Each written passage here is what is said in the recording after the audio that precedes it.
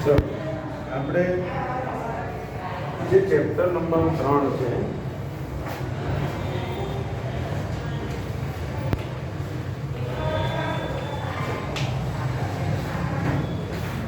હવે જે પ્રામાણ્ય વિતરણ છે એમાં શું યાદ રાખવાનું અહીંયા જે બતાવ્યું પ્રામાણ્ય વિતરણમાં તો કે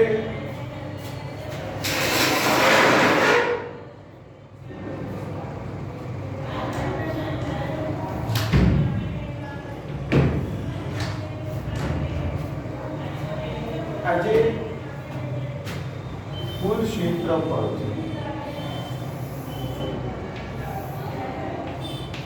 z બરાબર 0 અહીંયા માઈનસ ઇન્ફિનિટી આવે ને અહીંયા પ્લસ શું આવે માઈનસ ઇન્ફિનિટી અને પ્લસ આ જે કુલ ક્ષેત્રફળ હોય આ એ કેટલું હોય કુલ ક્ષેત્રફળ કેટલું હોય બરાબર 1 z બરાબર 0 થી ડાબી બાજુનું 0.5000 આમ 5 કહેવાય 0.5 પરીક્ષા MCQ 0.5 લખેલો પણ આપણે દાખલામાં કેટલું લખવું પડશે 5 z બરાબર 0 ની જમણી બાજુ કેટલો હોય 0.5 એટલે આખું કેટલું થઈ ગયું 1 થઈ ગયું ખ્યાલ આવી ગયો z બરાબર 0 ની ડાબી બાજુનું 0.5 જમણી બાજુની 0.5 કુલ ક્ષેત્રફળ કેટલું થાય 1 થાય ક્લિયર હતું આ એક વસ્તુ ખબર પડી ગઈ હવે આપણે જે દાખલાઓ સ્ટાર્ટ કરીએ હું જે તમને સમજાવું છું ધ્યાન રાખજો 7 રીતના દાખલા આમાં આવે તો કેટલી રીતો 7 કોઈ પણ દાખલામાં આકૃતિ મહત્વની છે શું મહત્વનું તમારી આકૃતિ જે છે કેવી બનશે આપણને ખબર પડી જાય એટલે દાખલો આવડે બરાબર છે હું ધારો કે કિંમત લખું છું જાતે જ સાથે સાથે લખું ધ્યાન રાખજો પહેલું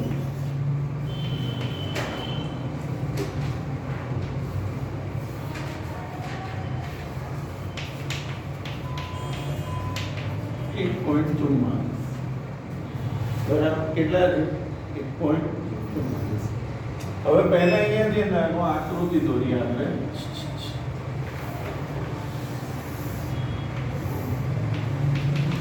1.44 કેવા છે પ્લસ હોય તો 0 ની જમણી બાજુ કઈ બાજુ અને માઈનસ હોય તો ડાબી પ્લસ હોય તો કઈ બાજુ અને માઈનસ હોય તો ડાબી હવે પ્લસ છે એટલે અહીંયા આવશે આશરે જ લખવાનો એનું એક માપ હોય ખ્યાલ આવી ગયો ખબર પડી હતી હવે આપણે આટલો ભાગ શોધવાનો થયો કે ના થયો ને આટલો ભાગ ક્યાંથી ક્યાં સુધી 0 થી 1.44 સુધીનું શોધવાનું છે તો લખવાનું અહીંયા Ez બરાબર 0 z1 બરાબર 1.44 સુધીનું ક્ષેત્રફળ કોષ્ટક પરથી હવે તમે સૌથી છેલ્લું પેજ ચોપડીમાં કાઢો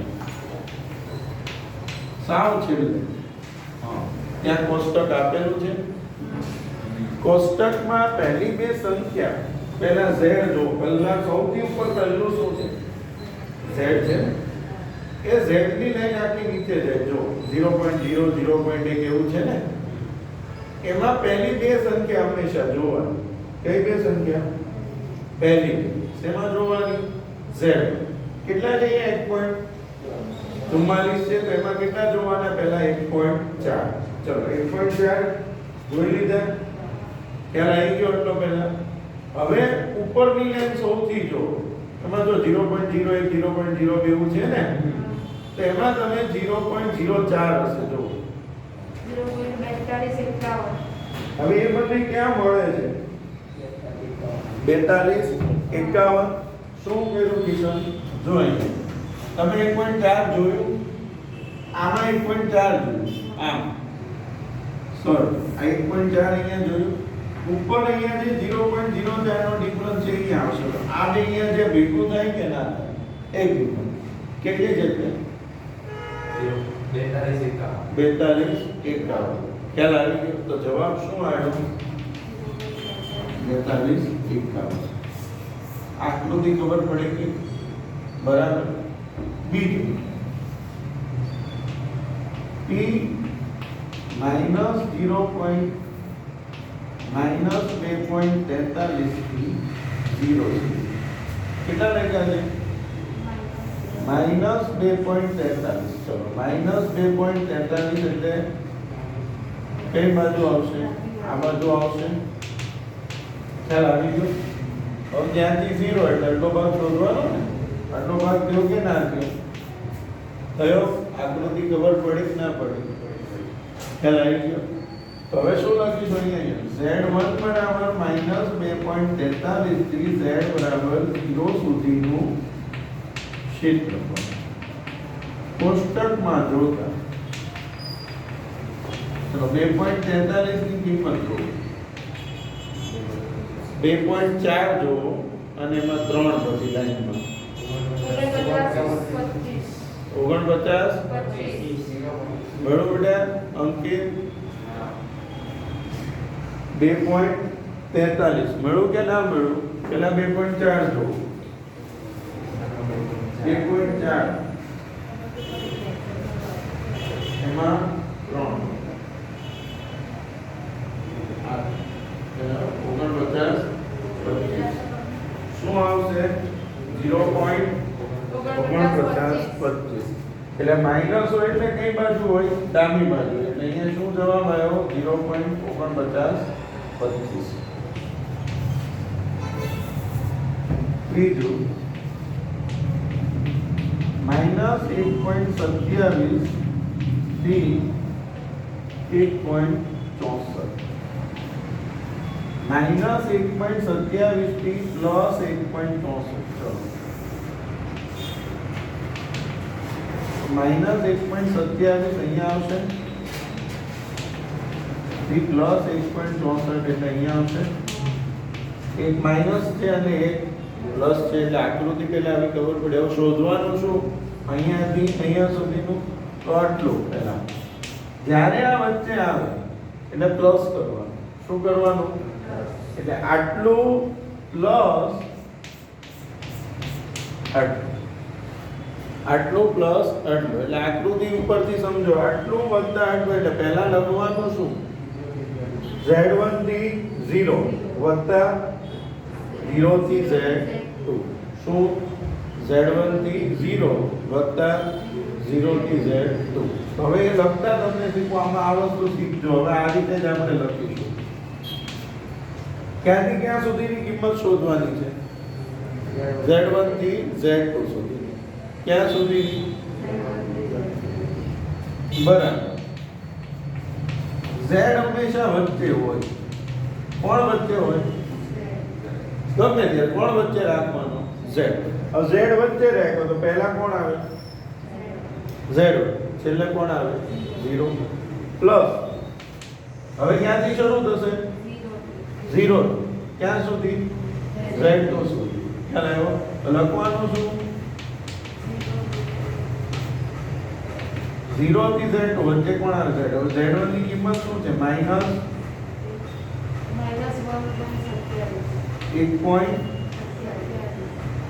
1.27 થી 0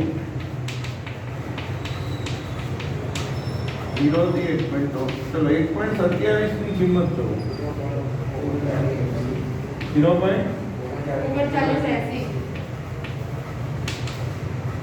1.64 ની કિંમત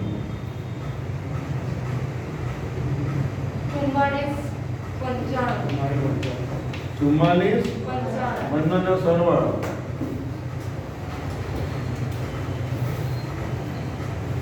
80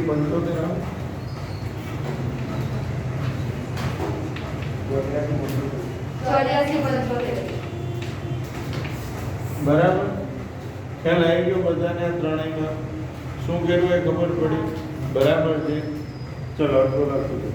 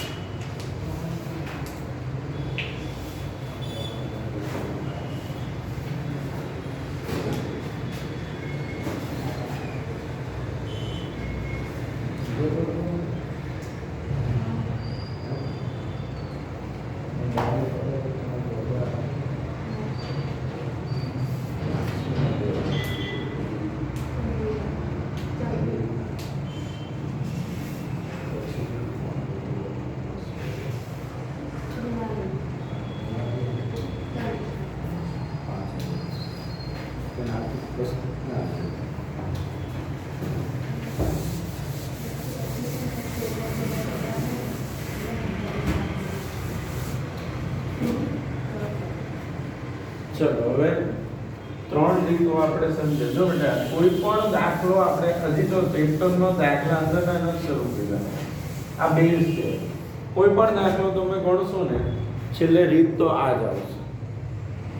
આકૃતિનું જ મહત્વ જાણો. તમને એકવાર આકૃતિમાં ખબર પડી જાય ને એટલે દાખલો આવડે. ખ્યાલ આવી ગયો? એટલે આપણે આકૃતિઓ શીખી રહ્યા છીએ, બરાબર. હવે આ બે શબ્દોને યાદ રાખો. થી વધુ એટલે એનો મતલબ શું થાય? ગ્રેટર. થી વધુ આપ્યું એટલે જ્યાં હોય ત્યાંથી જમણી બાજુ, જ્યાં હોય ત્યાંથી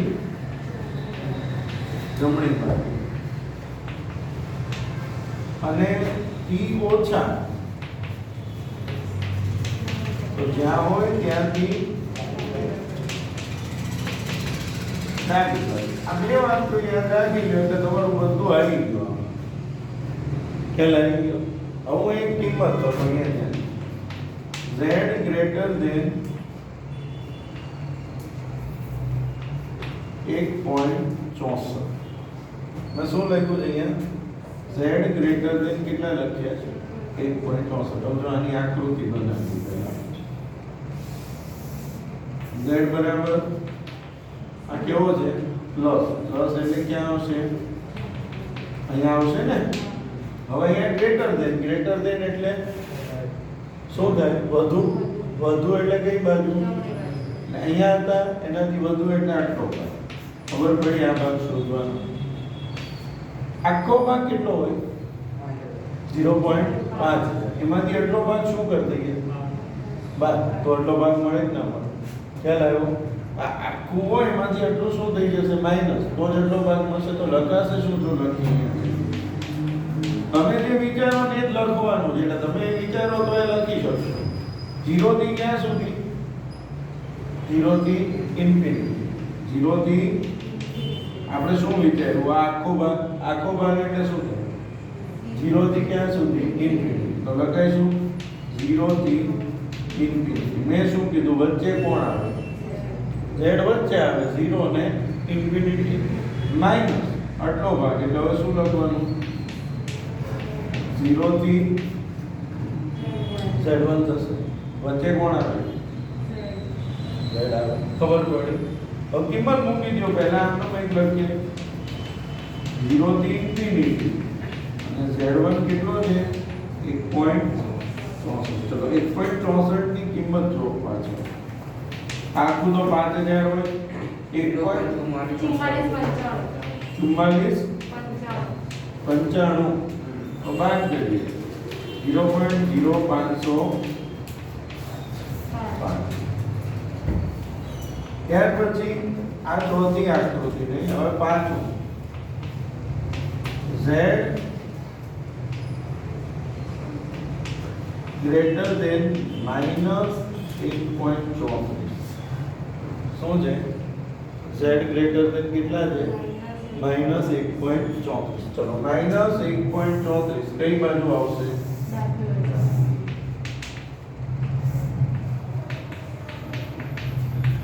અહીંયા શું છે? વધુ એટલે કઈ બાજુ? આ ભાગ આવશે બધો. આ આવે ને આ આખું આવે. ચાલો શું આવે? અહીંયાથી જમણી બાજુ એટલે બધું જ લઈ લેવાનું. જ્યાં હોય ત્યાંથી છેક સુધી જોવાનું. ખ્યાલ આવી ગયો? તો હવે શું થશે? આટલું પ્લસ આટલું થશે. તો આટલું એટલે શું લખાય? z1 થી 0 વત્તા 0 થી ઇન્ફિનિટી લખાય. z1 થી 0 વત્તા 0 થી ઇન્ફિનિટી. તો શું થશે? લખાશે અહીંયા z ગ્રેટર ધેન z1 બરાબર z1 થી 0 વત્તા 0 થી ઇન્ફિનિટી. ચલો Z1 ની કિંમત શું છે? -1.34 થી 0 અને 0 થી ઇન્ફિનિટી. ચલો 1.34 ની કિંમત શું? 40.99 વત્તા 0.5 તો 0.99 છઠ્ઠું Z less than 1.87 કેટલા લખ્યા? Z less than 1.87. ચલો 1.87 કેવા છે? પ્લસ છે અહીંયા. હવે એનાથી શું છે? આ ઓછા એટલે કઈ બાજુ? ડાબી બાજુ. તો આ બધો ભાગ થશે. ખ્યાલ આવી ગયો? સમજાઈ ગયો એટલું? થાય ને? ડાબી બાજુ એટલે બધો ભાગ. તો લખાશે શું? Z less than Z1 બરાબર માઇનસ ઇન્ફિનિટી થી 0 વત્તા Z1 માઇનસ ઇન્ફિનિટી થી 0 થી 1.87. ચલો 5000 અને 1.87 ની કિંમત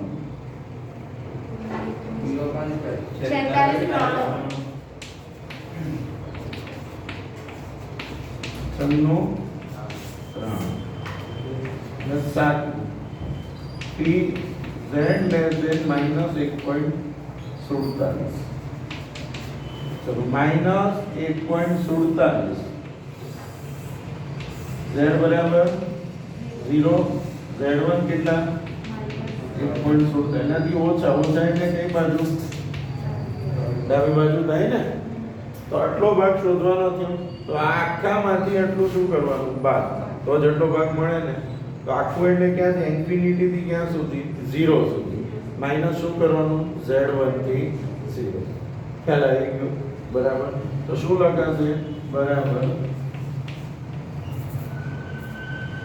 Z less than Z1 બરાબર P minus infinity થી 0 minus Z1 થી 0.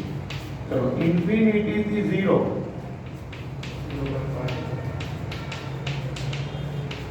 Z1 minus 1.47 થી 0.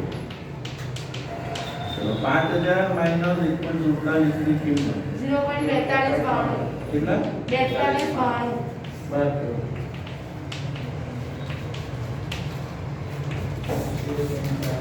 0.0700. ખ્યાલ આવી ગયું?